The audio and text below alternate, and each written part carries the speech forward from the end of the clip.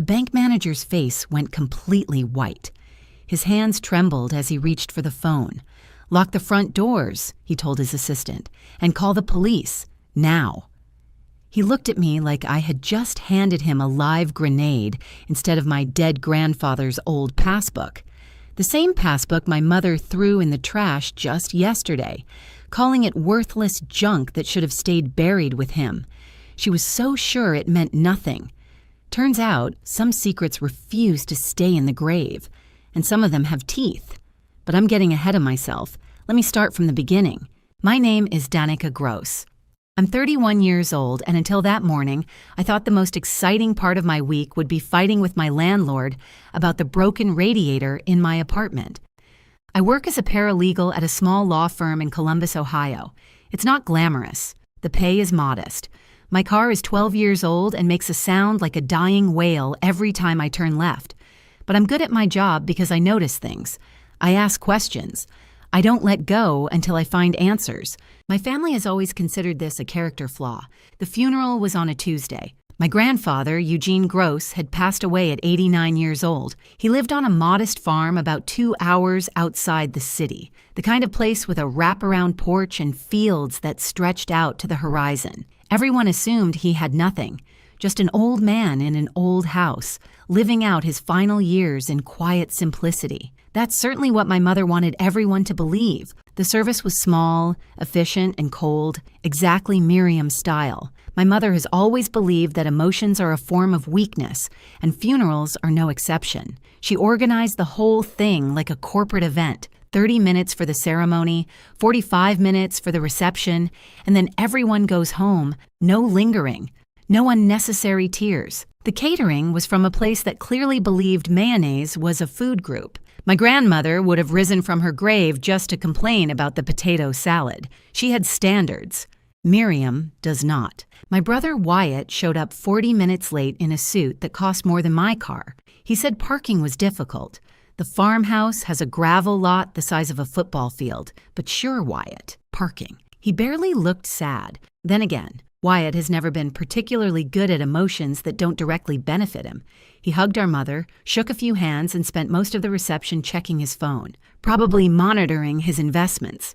Wyatt loves talking about his investments. I stood in the corner watching my family perform grief like a stage play, and I thought about my grandfather. Eugene Gross was an accountant for 40 years.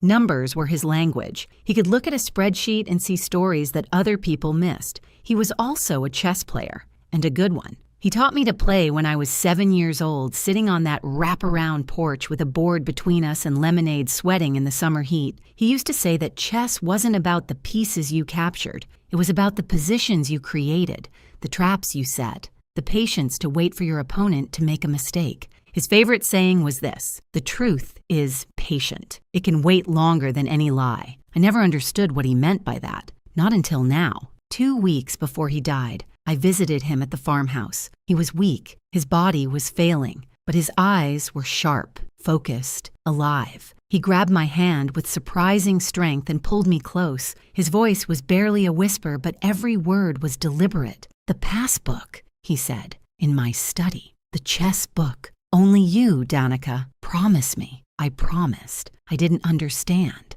but I promised. After the funeral service, the family gathered at the farmhouse. Miriam was already walking through the rooms, talking about selling the property, discussing potential buyers, calculating square footage like the body wasn't even cold yet. Wyatt nodded along, occasionally offering suggestions. They had clearly discussed this before, probably while Grandpa was still alive. I slipped away to his study. It was a small room lined with bookshelves smelling of old paper and pipe tobacco. Grandpa hadn't smoked in 20 years, but the scent never left. I found the chess book immediately. Strategic Endgames, a Master's Guide. It was his favorite. We had discussed the positions in that book 100 times. I pulled it from the shelf, and it felt wrong. Too heavy. I opened it, and my heart stopped. The pages had been hollowed out. Inside was an old leather passbook, worn at the edges, the kind of thing you might find in an antique store. It looked ancient, like something from another era. I brought it out to the living room, curious, wanting to share this discovery with my family. That was my mistake. Miriam saw it before I could even speak. Her reaction was immediate. Too fast, too sharp. She crossed the room in 3 steps, snatched it from my hands, and barely glanced at it before throwing it directly into the kitchen trash. "This is garbage," she said. "Old accounts that don't even exist anymore. This should have stayed buried with him. Don't go digging through his things, Danica.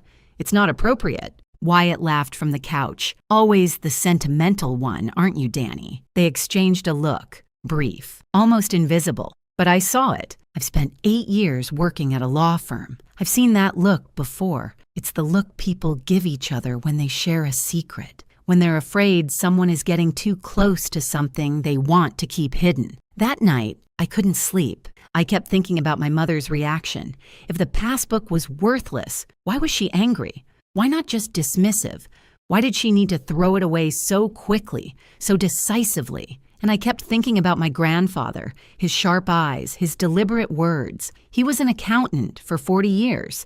He didn't make mistakes with numbers or documents. If he hid that passbook in a chess book and told only me about it, there was a reason. People only react with anger when they have something to hide. At 5 in the morning, I made a decision. I was going back to that farmhouse. That passbook was still in the trash, and I was going to find out why my mother wanted it buried so badly. Before we continue, please subscribe and tell me in the comments where you're watching from and what time is it there. I see everything. Thank you so much for your support. The drive to the farmhouse took 2 hours in the gray light before dawn. I kept the radio off. I needed to think. My grandfather was many things.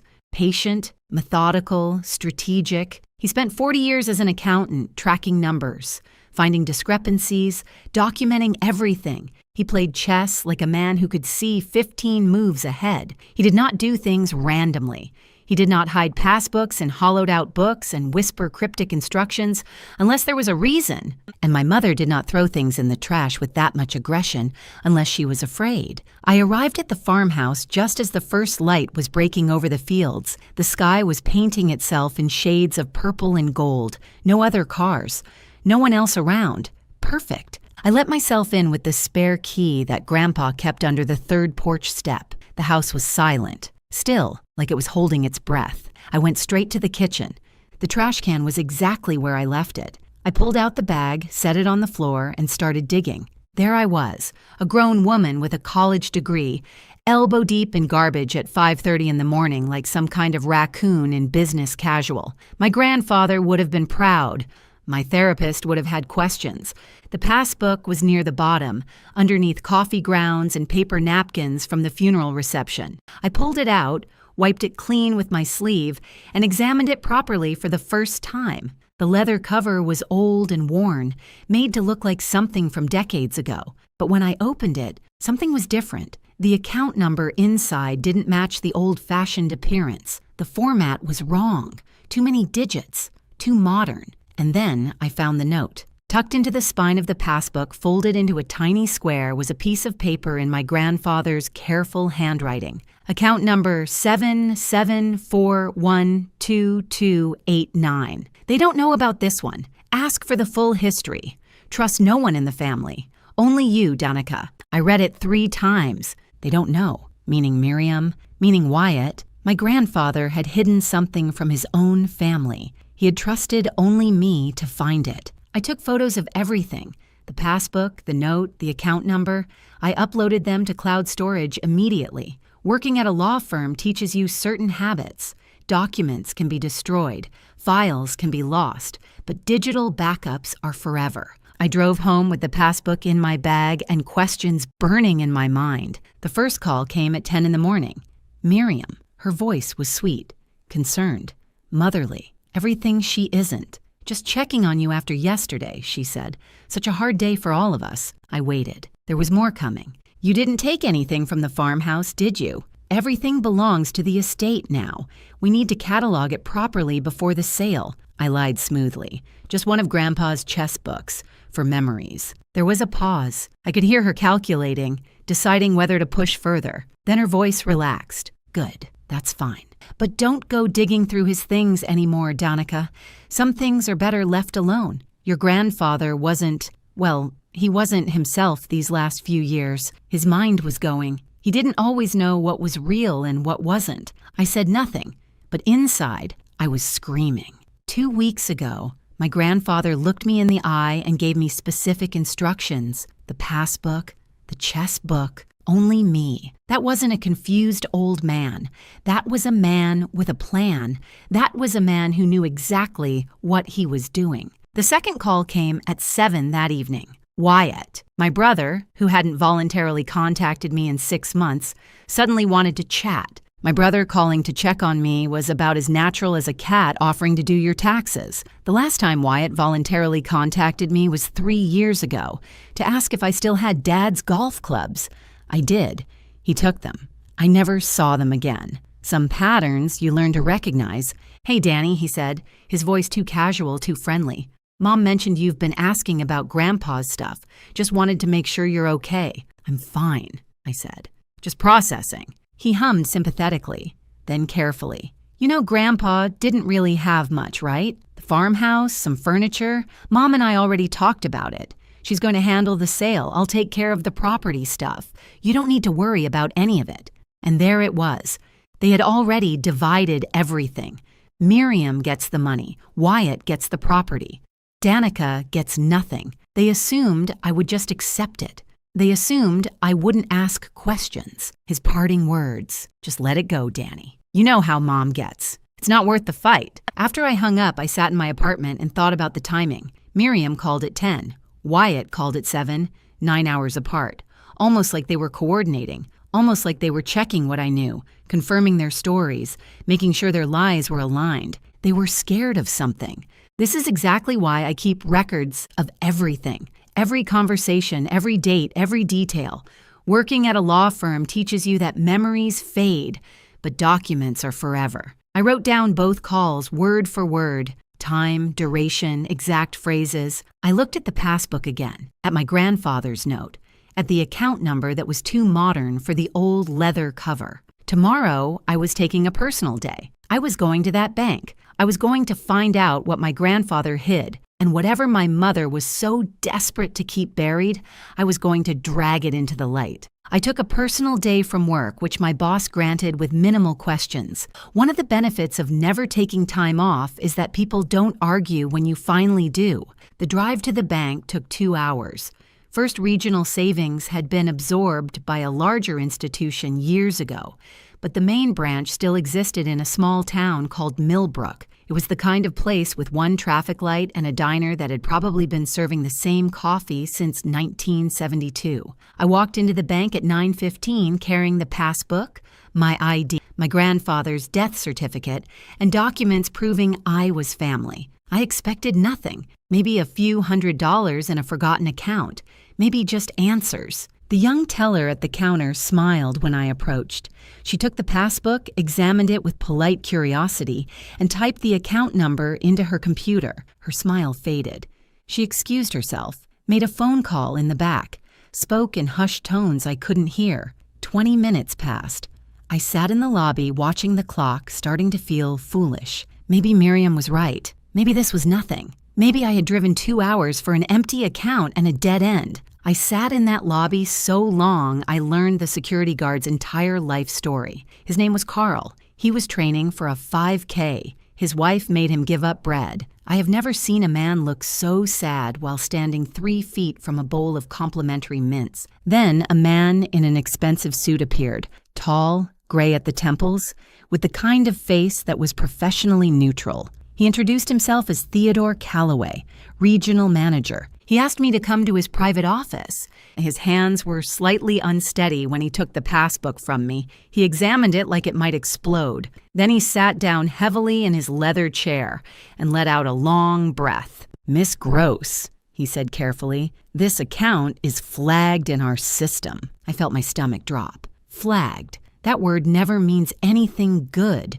But he continued. "Not because of anything you've done, because of its history," he explained. The account wasn't from 1962, despite what the old passbook cover suggested. It was opened in 2010. My grandfather had deliberately used the vintage cover to disguise it, to hide it. The account was a savings instrument with compound interest. It had been untouched for 14 years. The current balance was, he wrote a number on a piece of paper and slid it across the desk, $2,147,832. When I saw that number, I made a sound that I can only describe as what happens when you accidentally sit on a cat. Part gasp, part wheeze, part desperate need to lie down. The bank manager offered me water. I needed something stronger. $2 million. My grandfather, who everyone thought had nothing, who lived in a modest farmhouse and wore the same 3 sweaters for 20 years, had $2 million hidden in an account no one knew about. But Theodore Calloway wasn't celebrating with me. His face was getting more worried, not less. "There's something else," he said. "In 2015, someone attempted to access this account. They had power of attorney documents for Eugene Gross. They had what appeared to be his signature authorizing the transfer. But our verification system flagged inconsistencies in the documents. The signatures didn't quite match our records. The access was denied, and the attempt was logged in our security system." My mouth was dry. "Who?" I asked, already knowing the answer. Calloway looked at his papers. The person who attempted access was listed as Miriam Gross. He paused. "Is that a relative of yours?" "My mother. My mother tried to steal this money 9 years ago. She failed, but she tried." Calloway made more calls. More people arrived. A woman from their security division, a man from legal. They pulled records from their archives and from other banks where my grandfather had accounts. The picture that emerged was devastating. My grandfather had money, significant money, an inheritance from his own parents back in 1995, carefully invested and grown over the years. By 2009, when my father died and Miriam became Grandpa's caretaker, he had accumulated over $1 million across various accounts. Miriam found them. And over 5 years, from 2010 to 2015, she drained them. Transfer by transfer, withdrawal by withdrawal, using power of attorney documents and signatures that looked authentic but weren't. She stole approximately $1.5 million from my grandfather, but Eugene was an accountant. He noticed. He couldn't stop her legally because she had convinced the courts he was mentally incompetent. He couldn't go to the police because no one believed a confused old man over his devoted daughter-in-law.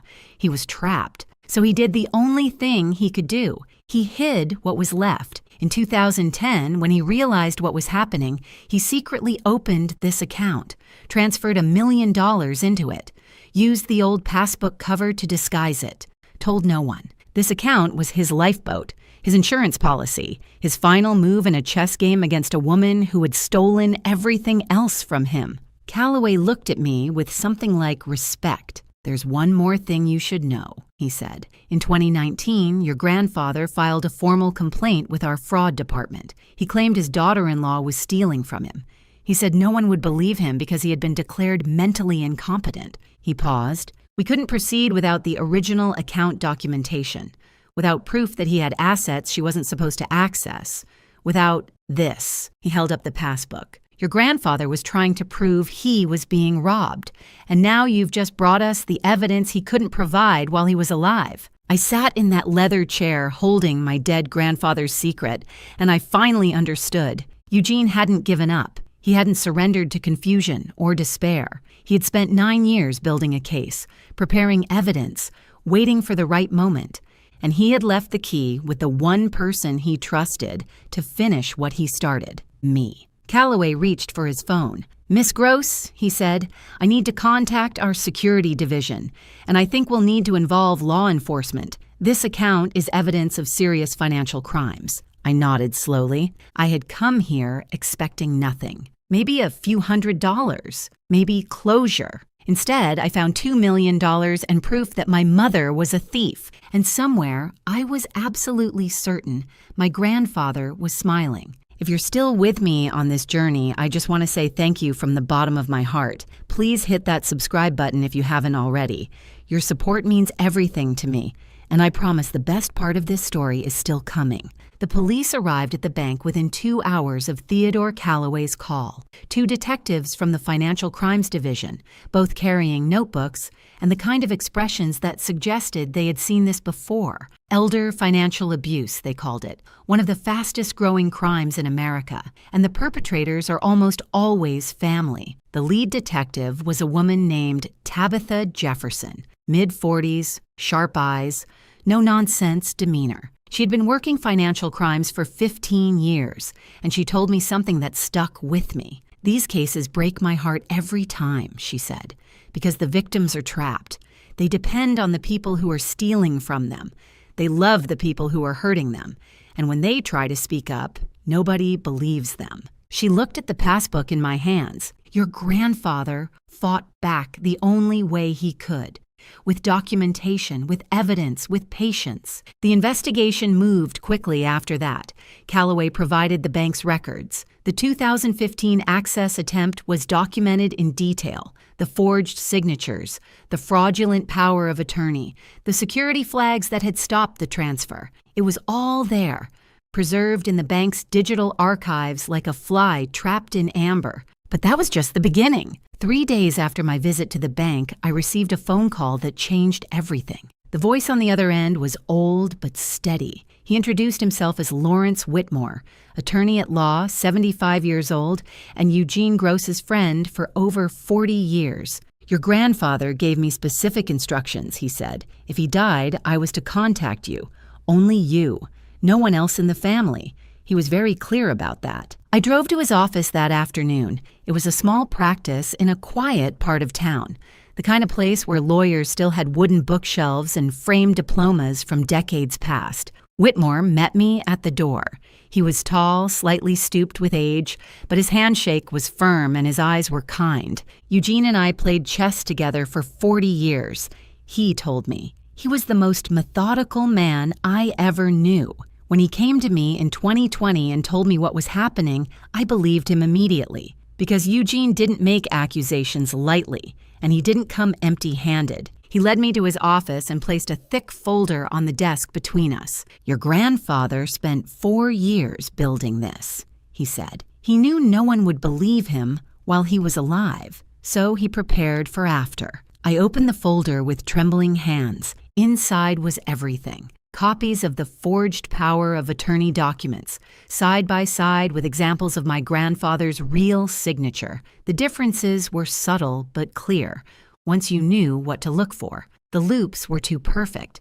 The pressure was too even. My mother had traced his signature, probably from documents she had access to, and she had done it well enough to fool most people, but not well enough to fool a bank's verification system, and not well enough to fool an accountant who had spent 40 years spotting discrepancies. There were bank statements, transaction records, a detailed log in my grandfather's handwriting, documenting every suspicious withdrawal, every transfer he hadn't authorized, every lie my mother had told to cover her tracks, dates, amounts, account numbers. 4 years of meticulous documentation, and at the bottom of the folder, in a sealed envelope, was a notarized sworn statement dated 2022.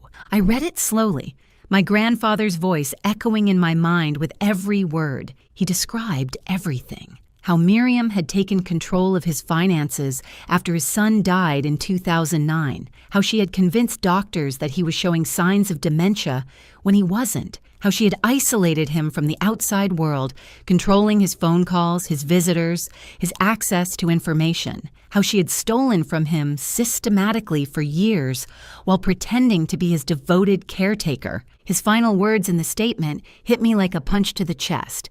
"I am of sound mind. I know exactly what I am doing. I am leaving this evidence for my granddaughter Danica because she is the only one who will do what is right. She has always asked the questions that others were afraid to ask. I trust her to finish what I could not." I sat in that office and cried, not from sadness, from something harder to name. Pride, maybe, and grief for all the years he had spent alone, knowing the truth, unable to make anyone believe him. Detective Jefferson called me the next day with more news, and this time it wasn't about my mother. "We've been looking into the money trail," she said, "where the stolen funds went after they left your grandfather's accounts, and we found something interesting about your brother, Wyatt, golden child Wyatt, with his expensive suits and his investment portfolio and his smug certainty that he was better than everyone else. He didn't just receive money from your mother," Jefferson continued. "He created a shell company, Garrett Holdings, LLC, registered using his middle name. Over $600,000 was laundered through that company over 5 years. He wasn't an innocent beneficiary, Miss Gross. He was an active participant in the scheme. My brother, who had called me to tell me to let it go. My brother, who had laughed at me for being sentimental. My brother had helped my mother steal from our grandfather and had built his entire lifestyle on the proceeds. His house, his car, his investments, all of it was stolen money, hidden behind corporate paperwork and family lies. But the revelations weren't finished. Jefferson's team ran background checks on everyone involved. Standard procedure, she said, and they found something in my mother's past that explained everything. In 2002, Miriam's own mother had died. The woman had approximately $200,000 in savings. When the estate was settled, there was almost nothing left. Other family members had suspected something at the time, but they couldn't prove it. The money had simply vanished. My mother had done this before, to her own mother, 20 years before she did it to Eugene. And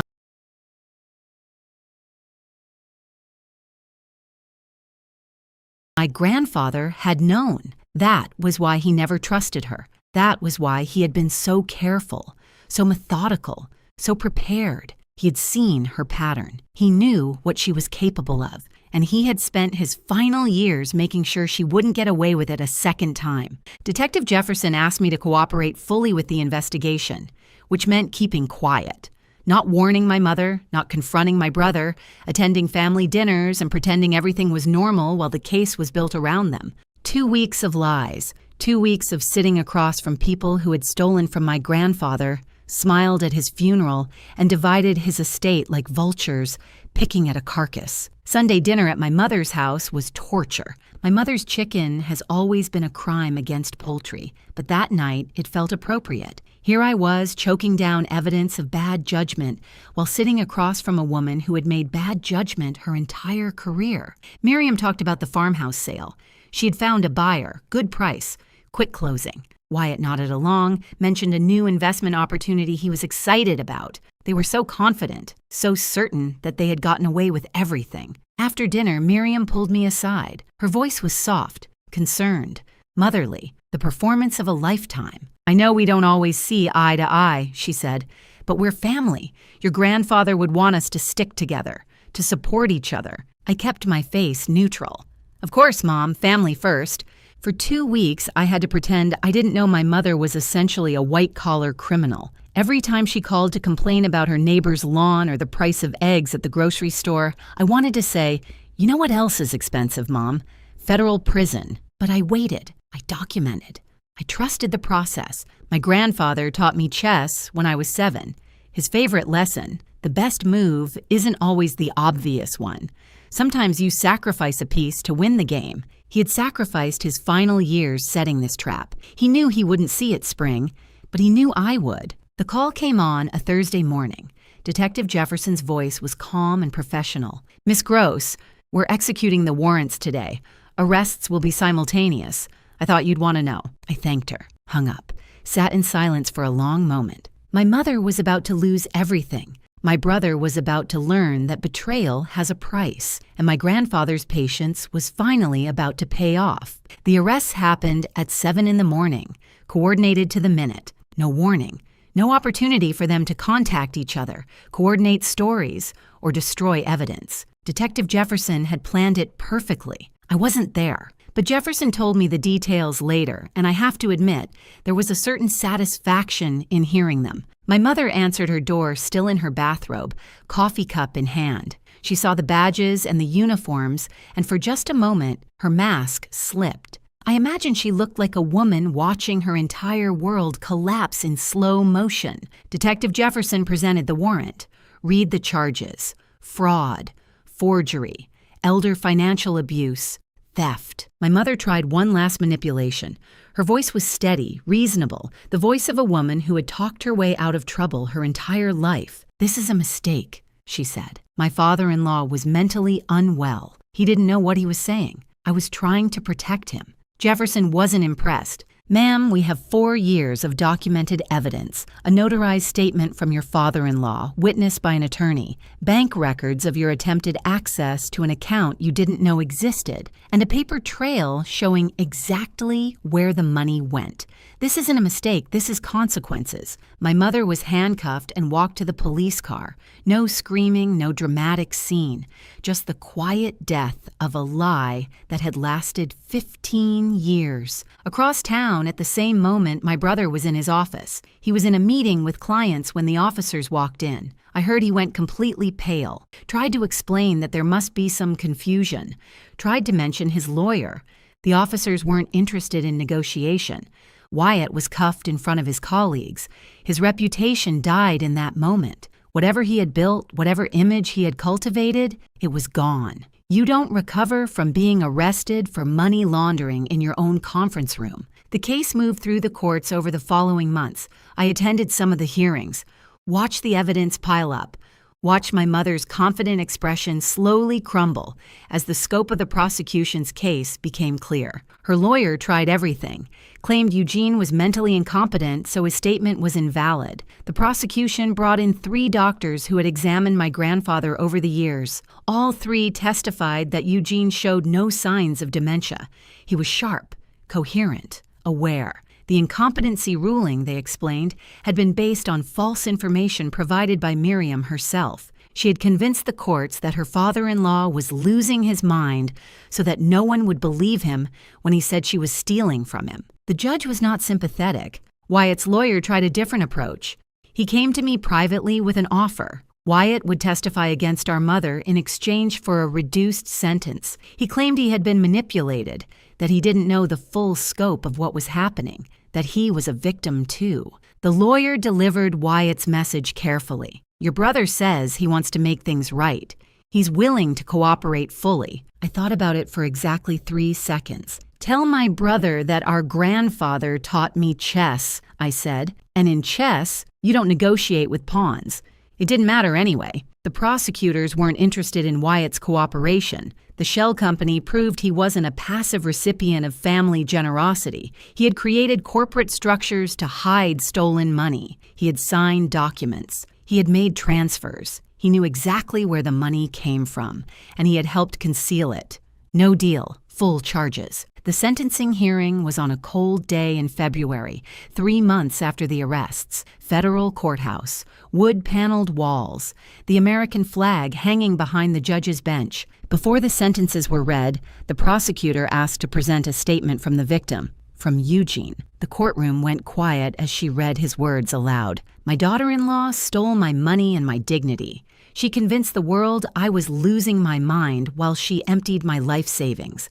No one believed me, but I am not confused. I know exactly what is being done to me, and I am leaving a record so that one day the truth will come out." I watched my mother's face as those words filled the room. She stared straight ahead, expressionless, but her hands were shaking. Wyatt wouldn't meet my eyes. He looked smaller somehow, diminished. The confident, successful brother who had always looked down on me was gone.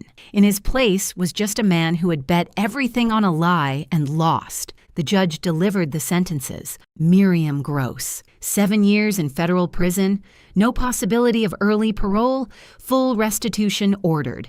Everything she owned would be liquidated and returned to the estate.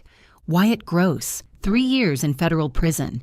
Felony conviction that would follow him for the rest of his life. His investment career, his professional reputation, his carefully constructed image of success. All of it was over. I sat in that courtroom and felt something I didn't expect. Not triumph, not satisfaction, just a quiet sense of completion, like a book finally reaching its last chapter. After the hearing, Detective Jefferson found me in the hallway. "Your grandfather would be proud," she said. "He fought for years. You finished it." I thanked her, shook her hand, walked out of the courthouse into the cold February air. Later, Wyatt's lawyer called me one more time, asked if I would consider visiting my brother in prison. He said Wyatt wanted to apologize, wanted to explain. I said I would think about it. Wyatt's lawyer actually asked if I'd visit him in prison. I said I'd think about it. I'm still thinking. It's been 6 months. I'll probably keep thinking. Some apologies come too late to matter. Some explanations don't deserve to be heard. My phone buzzed. A text from Lawrence Whitmore, my grandfather's attorney. Your grandfather left something else for you. One final item. When you're ready, come to my office. One more surprise. One more move from beyond the grave. Eugene wasn't finished yet. I visited Lawrence Whitmore's office 2 days after the sentencing. The February wind was bitter, but the sun was bright, and for the first time in months, I felt like I could breathe. Whitmore was waiting for me with tea and a single envelope on his desk. My name was written on the front in my grandfather's careful handwriting. He asked me to give this to you after everything was resolved, Whitmore said. He was very specific about the timing. He wanted you to read it when you could appreciate what it meant. I took the envelope. It felt light, just paper, but I knew it contained something heavy. Before I opened it, Whitmore explained the legal outcome. The $2.1 million in the hidden account was now mine. Eugene's will, kept safely with Whitmore for years, explicitly named me as the sole beneficiary. My mother and brother were specifically excluded, with documentation explaining why. Additionally, the restitution process had begun. Assets seized from Miriam and Wyatt would be liquidated and added to the estate. The farmhouse sale proceeds, which my mother had planned to keep for herself, would come to me instead. Total inheritance, once everything was processed, would be approximately $2.5 million. I nodded, but the money felt abstract, distant. What I really wanted was in that envelope. I opened it carefully. Inside were 2 pages, covered front and back in my grandfather's handwriting. The letter was dated 1 month before his death. My dearest Danica, it began. If you're reading this, then you found the passbook. You followed the trail. You did what I knew you would do. I want you to understand why I chose you. Your brother was always his mother's son. I watched him grow up learning her values, taking shortcuts, believing that the ends justify the means. I hoped he would change, but hope is not a strategy. An accountant knows better than to trust hope. Your mother never loved me. She loved what I represented: security, respectability, access to resources she could control. When your father died, God rest his soul, she saw an opportunity. An old man with money and no one to protect him. She thought I was an easy target. She was wrong. I knew what she was doing almost from the beginning. I'm an accountant, Danica. I spent 40 years tracking numbers, finding discrepancies, identifying fraud. Did she really think I wouldn't notice my own money disappearing? But I was trapped. She had the legal authority. She had convinced everyone that I was losing my mind. Every time I tried to fight back, she tightened her grip. Every time I tried to speak up, she silenced me. So I did what I do best. I documented, I prepared, I waited. The truth is patient, Danica. It can wait longer than any lie. I hid what I could, built the evidence, left instructions with Lawrence, and I trusted you to finish what I started. You were always different from the rest of them. You visited me because you wanted to, not because you expected something. You played chess with me for the game, not for the inheritance. You asked questions that made your mother uncomfortable. You never accepted easy answers. That's why I chose you, because I knew that when you found the passbook, you wouldn't stop until you found the truth. And I knew that when you found the truth, you would do what was right. I'm sorry for the burden I've left you. I'm sorry you have to be the one to expose your own family. I know it won't be easy. I know there will be pain. But I also know that you're strong enough to carry it. Live well, Danica. Use the money for something that matters. Build something that lasts. Be happy. I spent my last years fighting a battle I couldn't win, but I made sure you would win it for me. Thank you for being the granddaughter I always hoped for. With all my love, Grandpa Eugene. I sat in Lawrence Whitmore's office and let the tears come. Not sad tears. Something deeper. Something that felt like healing. My grandfather had seen me. Really seen me. In a family where I had always felt like an outsider, he had recognized something true in me. And he had trusted me with the most important thing he had left. Not just money, justice. That was 6 months ago.